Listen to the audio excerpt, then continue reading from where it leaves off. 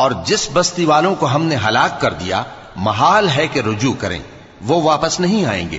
یہاں تک کہ یاجوج اور ماجوج کھول دیے جائیں اور وہ ہر بلندی سے نیچے آ رہے ہوں اور قیامت کا سچا وعدہ قریب آ جائے تو ناگہاں کافروں کی آنکھیں پھٹی کی پھٹی رہ جائیں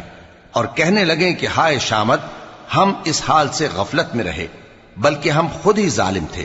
کافرو، اس روز تم اور جن کی تم اللہ کے سوا عبادت کرتے ہو دوزخ کا ایندھن ہوں گے اور تم سب اس میں داخل ہو کر رہو گے۔